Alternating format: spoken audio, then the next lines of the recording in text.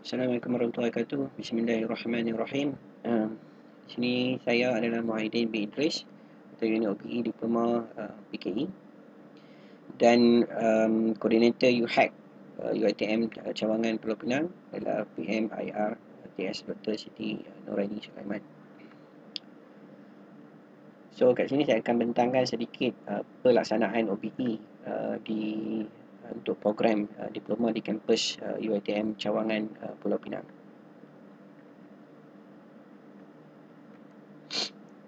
So, di sini adalah merujuk kepada sejarah pelaksanaan OBE di PKE UiTM Cawangan Pulau Pinang bermula pada tahun 2008 di mana sedikit pendedahan OBE yang dilaksanakan oleh Fakulti Kejuruteraan pada ketika itu daripada UiTM Shah Alam.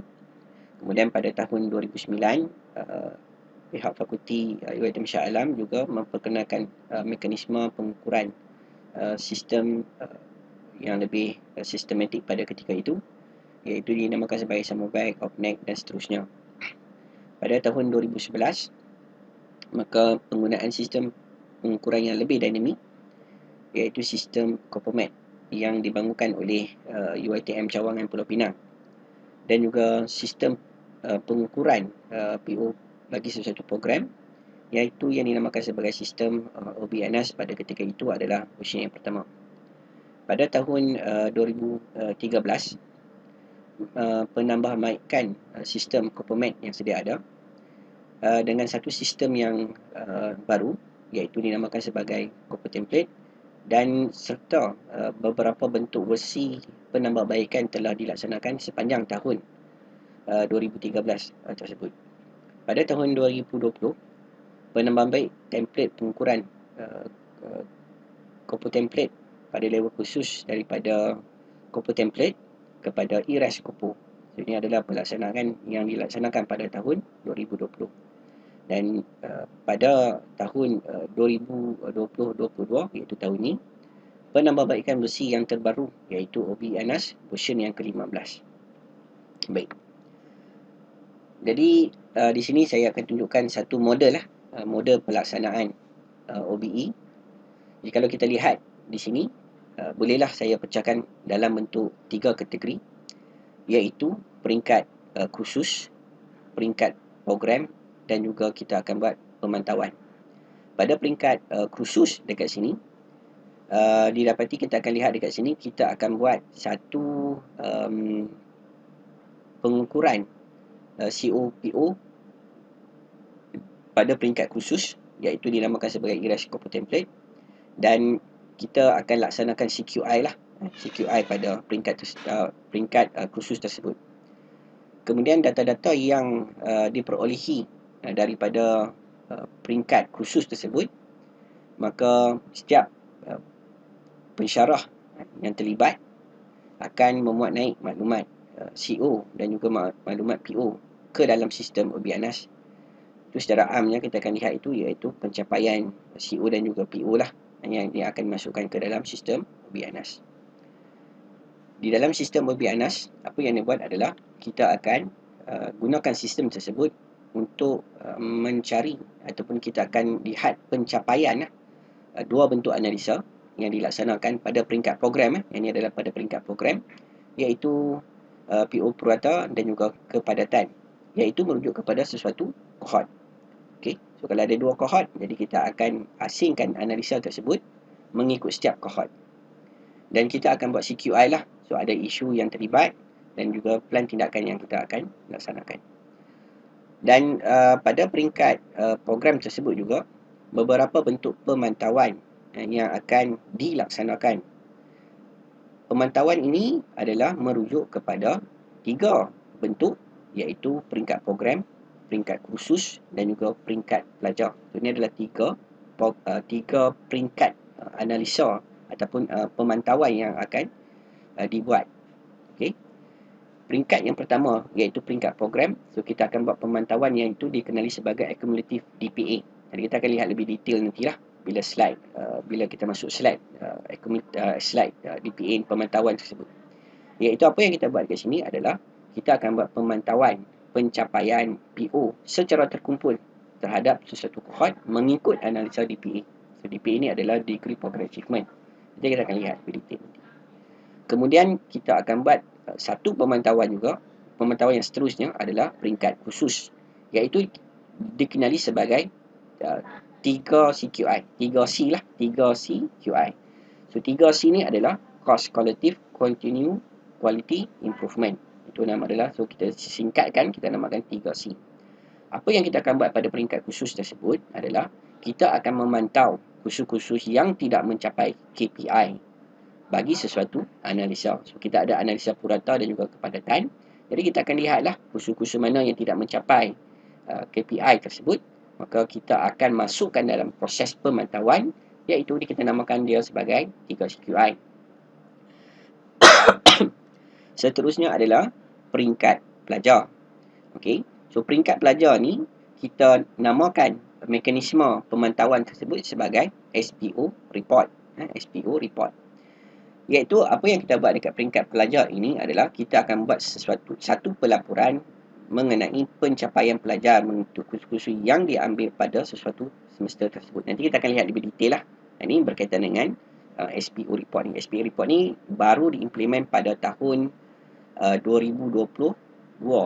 So dalam ni maksudnya untuk semester September 2021 nanti kita akan baru akan dilaksanakan lah. Jadi kita akan lihat nanti. Okay. So ini adalah merupakan kalau kita lihat dekat sini adalah berkaitan dengan kita punya ERAS Corpo template lah. ERAS Corpo template. So ini adalah merupakan front page.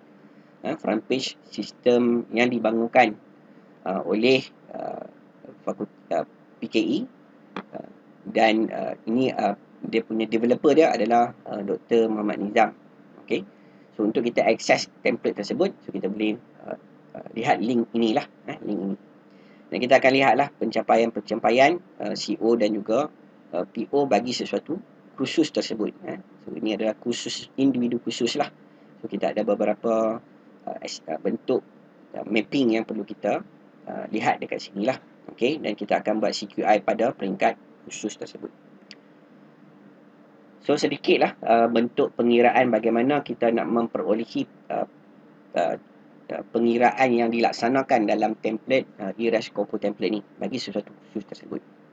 Katakan kursus A ni dia mempunyai dua bentuk assessment, iaitu assessment adalah test dan juga final.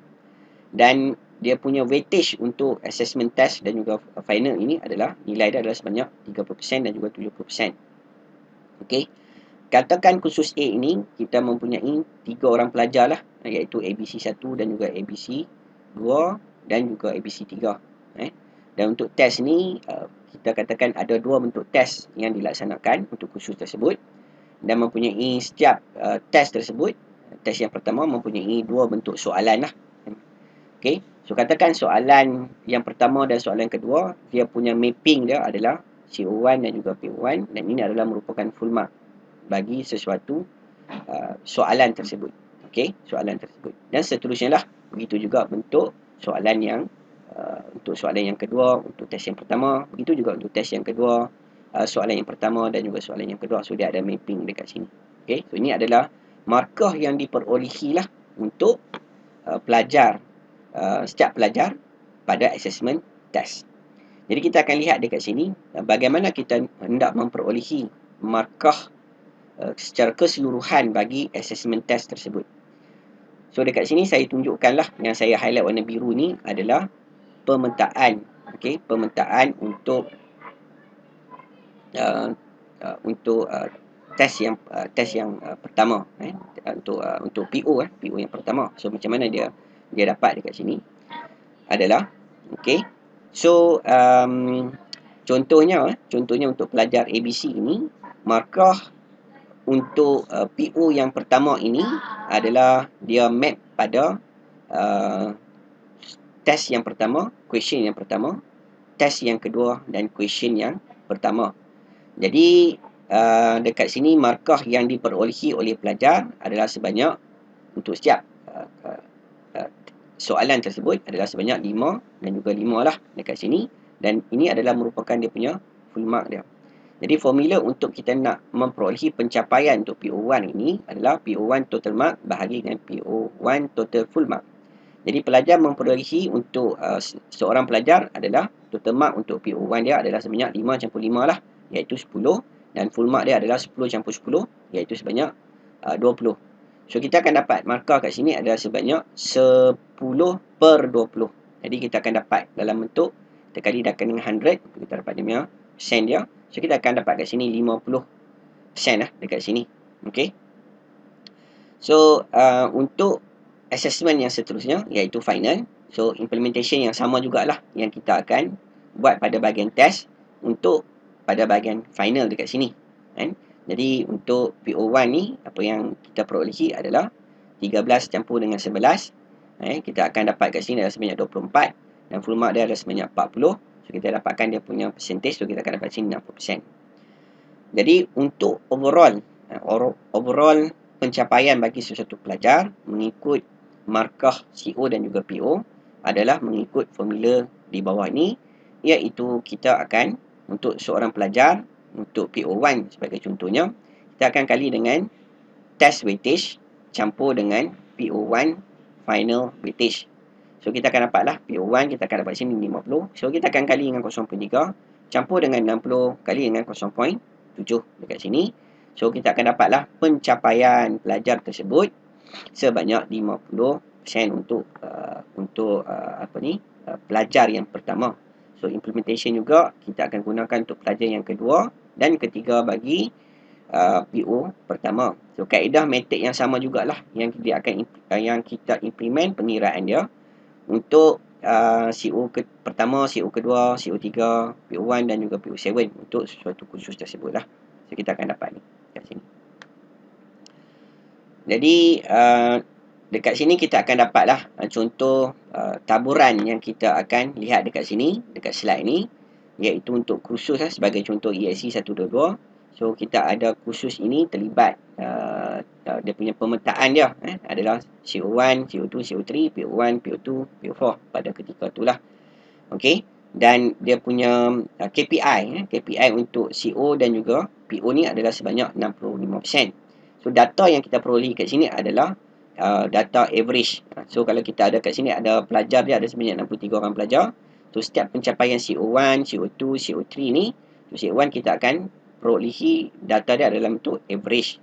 Dan KPI untuk analisa cost level ini ditetapkan oleh PKE adalah sebanyak 65%. So setiap RP tersebut akan membuat pelaporan lah, iaitu dalam bentuk CQI, isu-isu yang terlibat dan juga analisa dan juga action plan yang dilaksanakan oleh setiap koordinator ataupun LIC bagi sesuatu khusus tersebut. Okey. So seterusnya kalau kita lihat dekat sini, setelah kita buat cost level dekat sini, maka kita akan ambil maklumat-maklumat CO dan juga PO bagi sesuatu kursus tersebut dan pensyarah perlulah memuat naik maklumat tersebut, setiap pencapaian pelajar tersebut ke dalam sistem OB-ANAS untuk kita analisa peringkat program.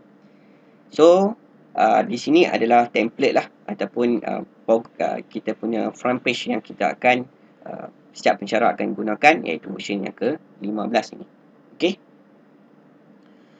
So sedikitlah bentuk analisa sebagaimana yang saya maklumkan. So untuk bagi pengukuran sesuatu kohort ataupun intake, kita ada dua bentuk pengiraan yang kita akan laksanakan, iaitu PO purata dan juga PO kepadatan, PO density lah, PO average dan juga PO density. Jadi bagi contoh pengiraan untuk sesuatu kohort tersebut. Okey. So katakan ini adalah bagi sesuatu kohort March 2021 contoh, kita ada 10 orang pelajar. So kita ada intake March 2021, kita ada 10 orang pelajar. Dan pencapaian untuk setiap PO yang diambil oleh pelajar tersebut, okey, kita akan taburkan dalam sistem OB-ANAS ini. So contohnya bagaimanakah PO1 ini memperolehi markah untuk pelajar yang pertama ini, iaitu sebanyak pencapaian adalah sebanyak 84.21. So, bagaimana dia mendapat ni? So, katakan pada semester yang kita analisa, katakan kita ada intake Mac 2021, katakan program tersebut, okey, intake tersebut berada pada semester yang pertama, semester yang pertama. Jadi, apa yang kita akan analisa dekat sini adalah katakan untuk PO1 kita ada 3 kursus, kita ada 3 kursus. Katakan kursus yang pertama, kursus A, kursus B dan juga kursus C lah yang kita perolehi pencapaian untuk setiap PO tersebut. Maksudnya PO kursus itu kita ada 3 kursus yang map kepada PO1.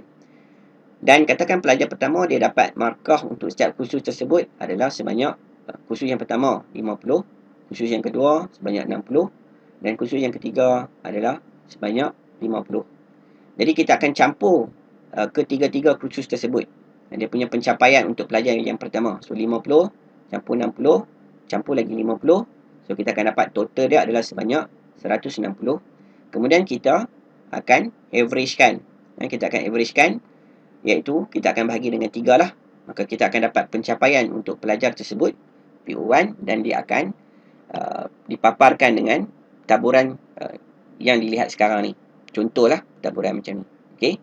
So 84.21 ni contohnya adalah pencapaian yang diperolehi oleh pelajar yang pertama, iaitu katakan dia map kepada 3 kursus untuk PO1. So kita akan dapat average dia lah, kan. Begitu juga untuk PO2, PO3, PO4 dan juga PO5. So kita akan dapat dekat sini dia punya taburan dia lah, taburan dia kat sini. Jadi untuk kita analisa purata PO bagi sesuatu program untuk PO1, apa yang kita akan buat dekat sini adalah kita akan averagekan sekali lagi markah-markah yang diperolehi bagi setiap pelajar yang berada pada kohort Mac 2021. So kita akan dapatlah dekat sini, maksudnya kita akan buat apa? Untuk PO1 kita akan averagekan sebanyak 84.21, 72.50. So kita akan campur semua ni lah, kan. Kemudian kita akan bahagi dengan 10 sebab kita ada 10 orang pelajar. So average yang kita akan perolehi untuk PO1 ini adalah sebanyak 78.42. Kita akan dapat markah dekat situ. So kita akan dapat dekat situ markah untuk PO1. Okey. So untuk PO2, 3, 4 dan 5 analisa yang sama jugalah yang sebagaimana saya terangkan untuk analisa PO yang pertama ni. So kita akan dapat markah dekat sini. Okey.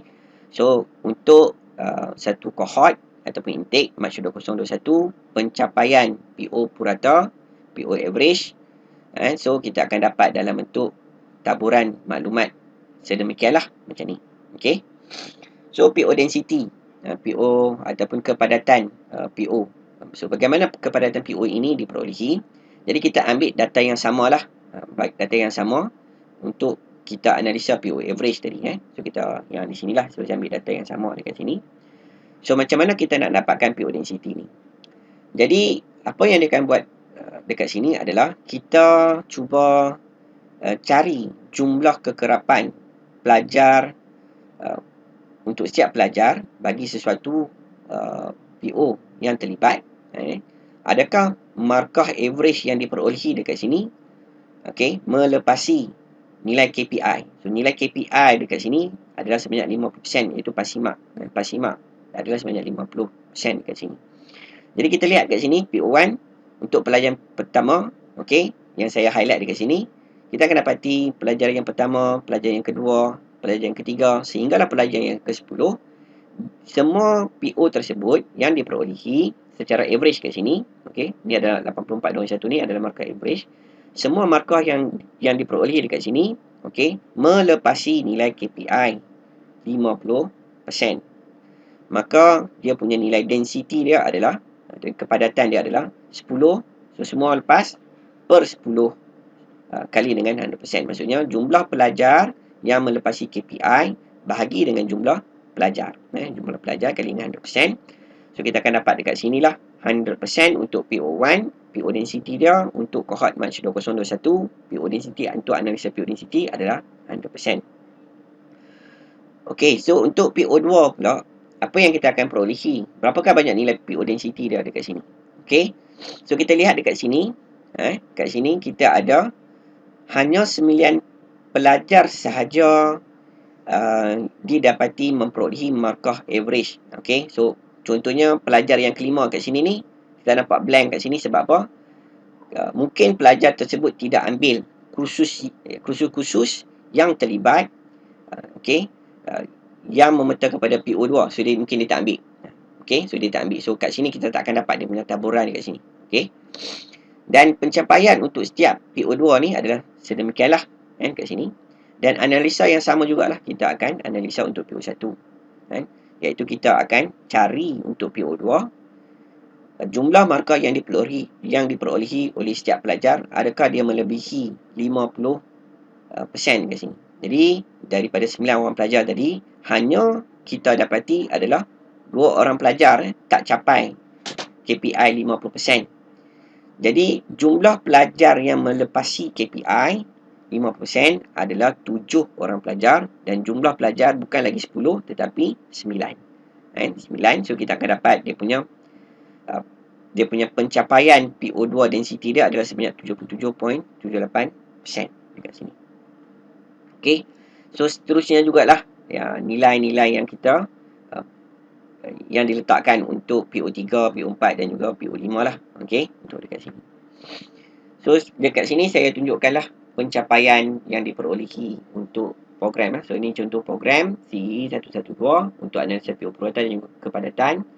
So laporan ni adalah pada Mac 2021 dan intake dia adalah September 2020, iaitu pada semester kedua. Dan kita akan dapatlah dekat sini pencapaian untuk PO density dan juga PO average. So ini adalah dia punya taburan dia, taburan pencapaian dia perolehi. Jikalau kita lihat dekat sini, setiap analisa ini mempunyai KPI. Jadi PO density KPI dia adalah sebanyak 75%, PO purata adalah KPI dia adalah sebanyak 65%. Okey, so ini adalah dia punya KPI dia. Dan berikut dekat sini adalah CQI yang kita lihat yang dibuat untuk kohort yang terlibat tersebut. Jadi apa yang kita buat di sini adalah isu dia lah, apa isu yang kita highlight daripada analisa yang kita perolehi kat sini. Jadi apa yang kita dapat di sini untuk kedua-dua bentuk analisa, hanya PO2 ni PO2 untuk kedua-dua analisa tidak mencapai KPI.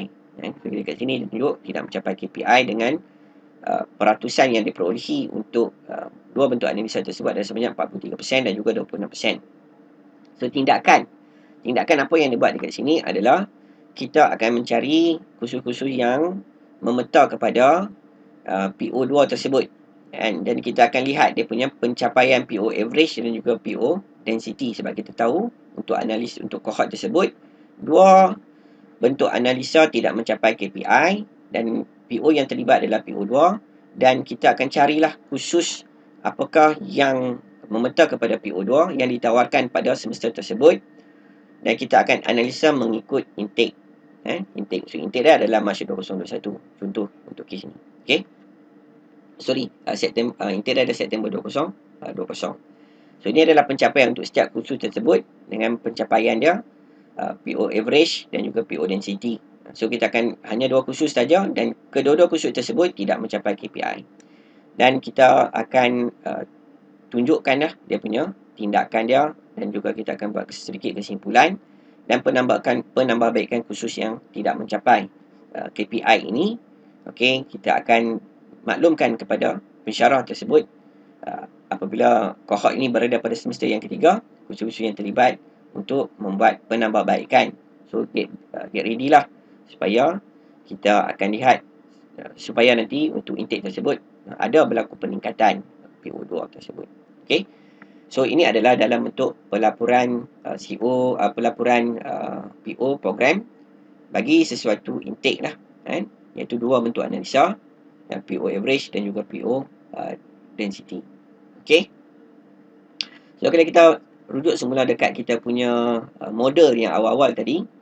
So apa yang saya telah bentangkan tadi adalah satu bentuk analisa yang kita lihat tadi, peringkat khusus dan juga peringkat program, dan kita dah buat pelaksanaan CQI pada setiap peringkat tersebut.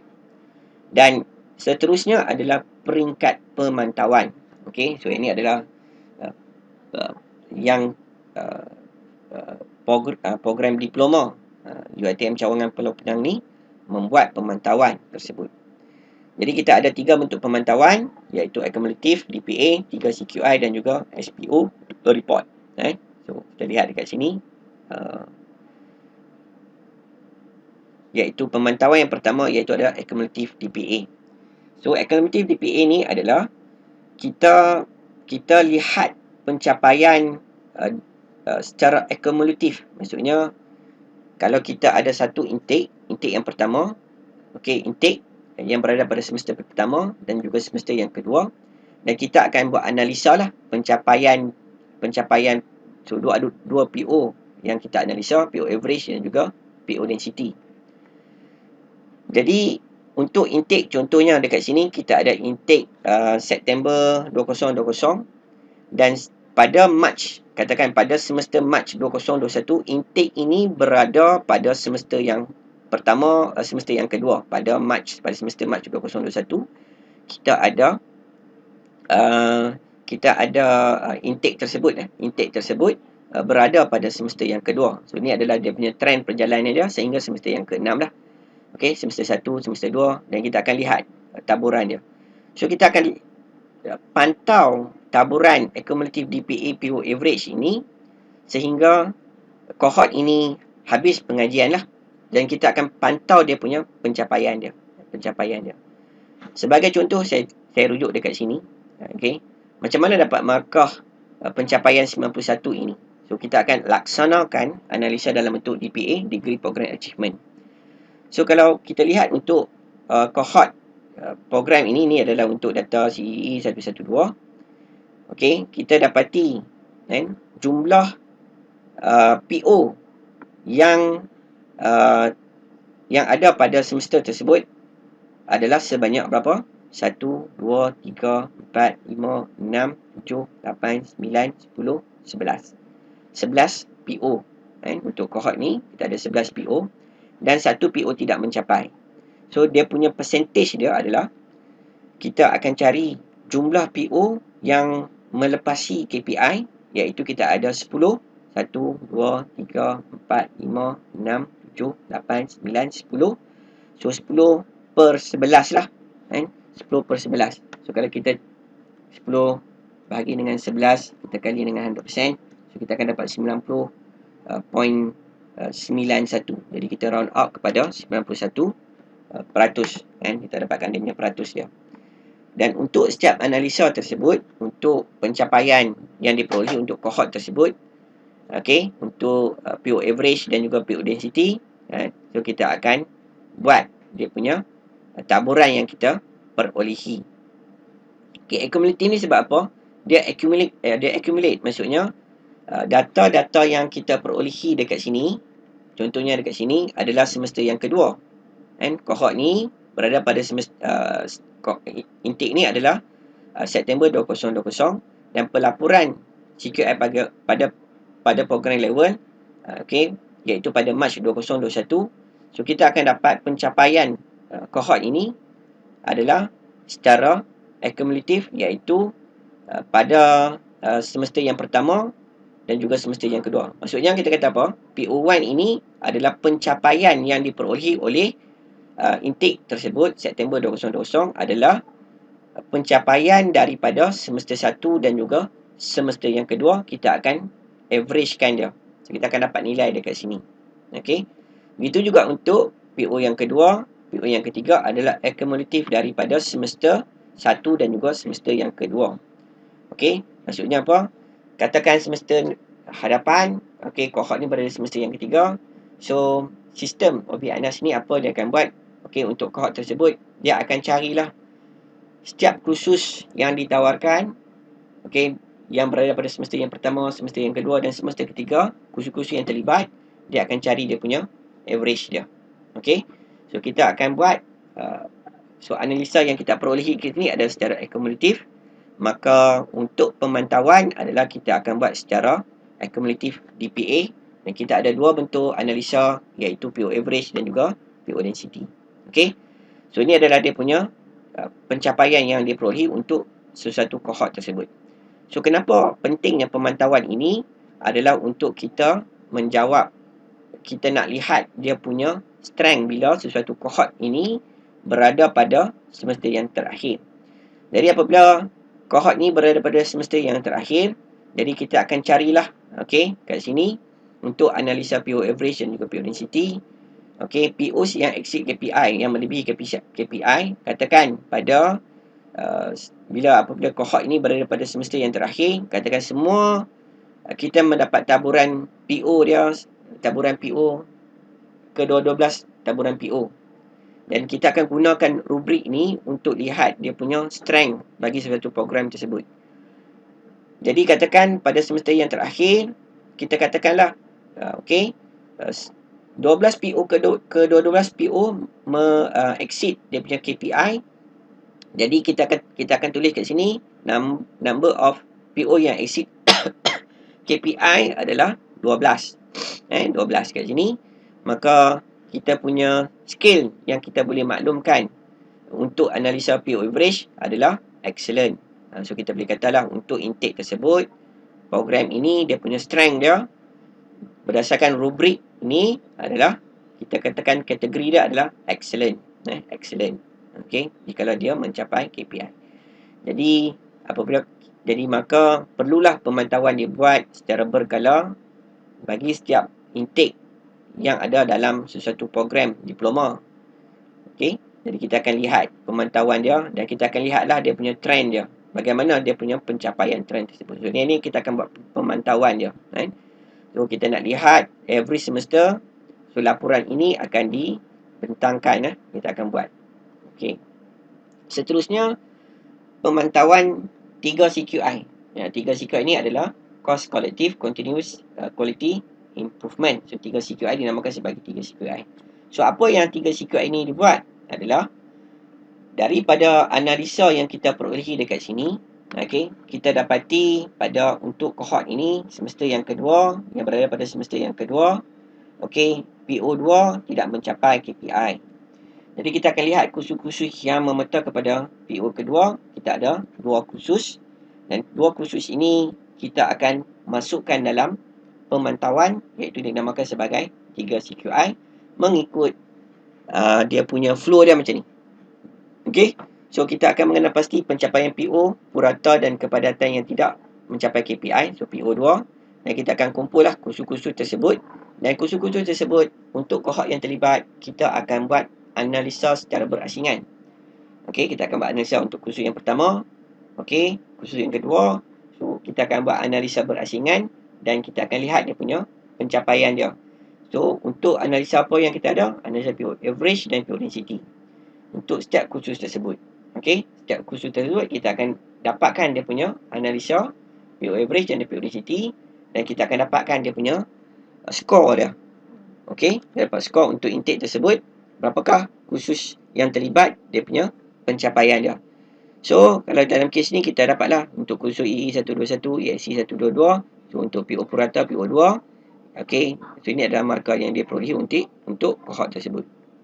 Jadi kita akan lihatlah adakah kursus tersebut tidak mencapai KPI, PO yang terlibat yang kita analisa. Jika ya, so kita akan masukkan dalam kita punya pemantauan, iaitu 3 CQI. So apa yang kita akan buat adalah kita akan pantau kursus tersebut sehingga kitaran yang ke-6, complete kitaran. Jadi kitaran yang ke-6 lah kita akan pantau dia. Okey, so untuk next semester adakah kursus ini ditawarkan? Okey, kalau ditawarkan, berapa pencapaian yang dia dapat? Dan seterusnya lah, kan? Sehingga 6 pemantauan. Sebelum pergi lengkapnya 6 pemantauan, kita akan buat pelaporan pada kitaran yang ketiga. Apabila kursus tersebut berada pada kitaran yang ketiga pemantauan, jadi kita akan buat dia punya pencapaian yang dia perolehi, dan kita akan lihat dia punya trend dia. Okey, kita akan lihat dia punya trend dia. Jadi pemantauan ini adalah untuk kita pantau kursus tersebut supaya bila kita ada kohort-kohort yang lain ambil kursus tersebut, so ada berlaku penambahbaikan yang kita jangka untuk kursus ini dibuat. Jadi kita beri peluang untuk kursus tersebut sehingga daripada kitaran yang ketiga dan kitaran yang keenam, so untuk membuat perubahan dan juga dia membuat CQI lah, apakah dia punya action yang dia buat. So kita akan maklumkan, dan kita akan maklumkan dalam bentuk pelaporan yang kita akan buat pada semester yang ketiga. So kat sini saya tak boleh nak tunjuk pelaporan dia sebab kita tak complete lagi kitaran yang ketiga bagi suatu kursus tersebut. Kita hanya ada satu kitaran yang pertama saja. Jadi kita akan pantau dia dan kita akan maklumkan semasa mesyuarat CQI pada peringkat program nanti. Okey. Dan yang terakhir adalah pemantauan, iaitu dinamakan sebagai SPO report. Pemantauan SPO report ni adalah Student Program Outcome Report. So, apa yang kita buat dekat sini adalah objektif dia adalah untuk menganalisa pencapaian PO pelajar secara individu terhadap suatu kursus yang tidak mencapai KPI. So, kursus dan pelajar tersebut akan dipantau secara berkala dan pelaporan dilaksanakan secara mesyuarat CQI untuk tindakan susulan. Jadi, menggunakan sistem OB-ANAS, mesin yang ke-15. Jadi, setiap PA lah.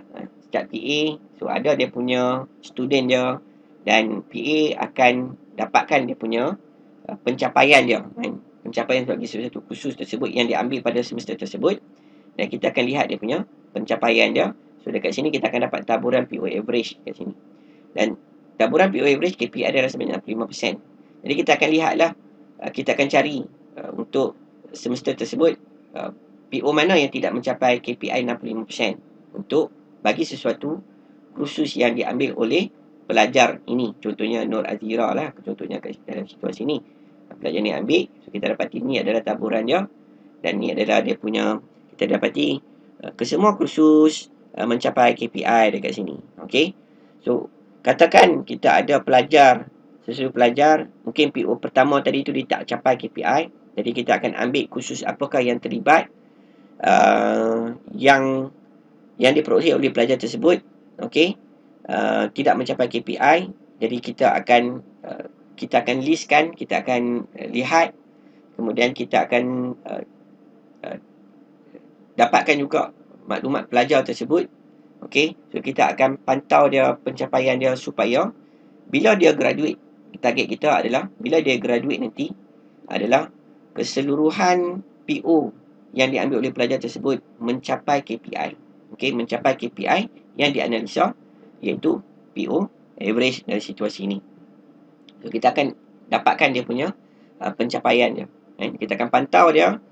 So, mana-mana pelajar yang tidak mencapai, so akan dimaklumkan dalam mesyuarat CQI dan kita akan buatlah, apakah akan dibincangkan jugalah pada mesyuarat tersebut, apakah pelan tindakan yang perlu diambil terhadap kumpulan-kumpulan pelajar yang tidak mencapai ni. So, our target fakulti adalah semua pelajar mencapai dan ada CQI yang kita akan buat semasa proses pemantauan tersebut. So dia punya flow dia dah sedemikian. Macam ni. So untuk pemantauan SPO ni,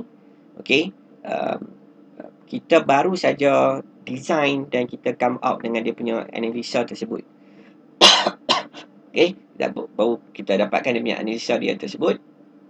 Jadi so tak dapat nak tunjukkan secara jelas sebab sistem ni baru saja ready dan pensyarah belum lagi